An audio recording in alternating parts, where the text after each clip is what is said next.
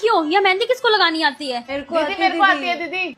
ठीक है, कल लगा देना मेरे को। दो दो कीप लेती है ना दोनों, ठीक है? ठीक है दीदी। ऐसे होगा ये क्वेश्चन। ओए कन्नू, तेरे पापा की तो हलवाई की दुकान है ना? हाँ तो फिर कल घेवर लेता आइयो, है? तीज मना रही है, घेवर के बिना तीज थोड़ी होती है, लेता आइयो, ठीक है? होमवर्क कंप्लीट कर जल्दी से।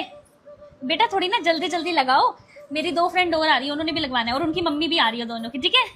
तुम्हारी प्रैक्टिस हो जाएगी इसी बहाने। घेवर बस एक डब्बा लाया है, 25-30 डब्बे तो लाता कम से कम, एक डब्बे से क्या होगा मेरा? ठीक है चल, ने तो आया है। वेरी गुड बेटा, वेरी गुड। दीदी मेरी कब बारी आएगी पतंग उड़ाने की? फीस आई हुई है तेरी? नहीं ना, ले मांझा पकड़, बस इतनी बारी आएगी तेरी। चल, और सारी डोरा लपेटता जा जल्दी जल्दी। दीदी बार बार इसी को दिए जा रहे हो आप, हमारी बारी कब आएगी? इसकी 2 साल की फीस आई हुई है, इसलिए तुम्हारी आई हुई है।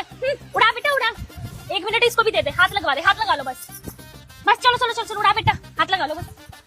हाँ चल चलो, उड़ा बेटा।